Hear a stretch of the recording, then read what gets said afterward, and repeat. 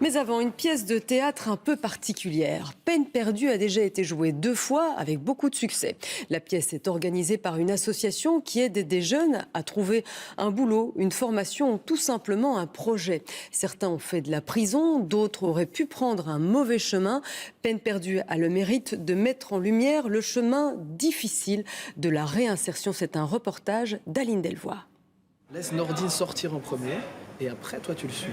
Laisse un petit temps, ne le suis pas directement. Ce sont les tout derniers conseils après la répétition.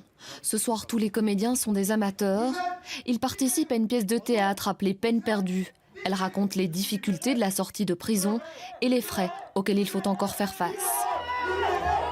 Les frais de justice, 100 000 €. C'est une blague. Les parties civiles, 50 000 €. Une situation vécue par une partie des comédiens qui ont fait de la prison. Tous ces frais-là, on les reçoit. À ce moment, on pète un plomb. Vous voulez qu'on paye ça comment, en fait? Déjà, on n'a pas de boulot. Personne ne veut nous engager. Et en plus, on reçoit des factures de dingue. Je m'en sors pas. Parce que ces frais de justice sont trop importants. Ouf, oh là là, ah oui.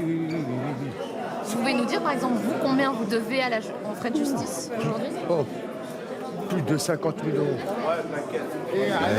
€. Comment voulez-vous payer ça? Pour payer ces frais, certains récidivent ou sont tentés de le faire, d'autant qu'après la case prison, passer un entretien d'embauche est presque une mission impossible. Je voudrais que vous me dites où vous avez fait votre formation. Parce qu'à Nivelles, c'est pas possible. En fait, je l'ai fait en prison. Mais c'est pas grave. Ah là. C'est pas ça, Arnaud. Mais monsieur Samy. Qu'est-ce que c'est que ça, Arnaud? Mais monsieur Samy, vous m'avez rien dit. Mais vous m'avez rien demandé. Chercher du boulot dans notre situation, c'est mort. Moi, j'ai des compétences pour travailler là ou là. Une fois qu'on me demande le certificat de bonne vie et mœurs, moi, je coince, quoi. Alors, Fernando, bien? La juge d'instruction Anne Gruet a mené l'enquête sur l'un d'entre eux avant de le libérer sous caution. Elle est la marraine de cœur de cette ASBL.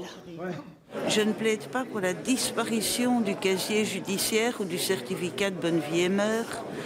Je plaide simplement pour une réhabilitation qui soit beaucoup plus efficace et plus rapide.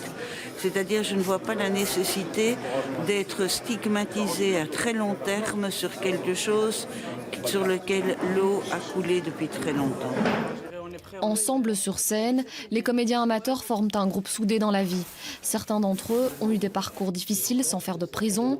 La SBL les aide à trouver un boulot ou un projet. Magid et Nordine ont eux finalement tous les deux été engagés par l'association. Ma vie aujourd'hui, elle a changé. Voilà. J'ai du taf, j'ai des gens qui s'intéressent à moi. Voilà. Tout va pour le mieux. La pièce Peine perdue a déjà été jouée 2 fois à guichet fermé au Brasse à Forêt. En octobre, elle s'exportera dans un festival en Italie.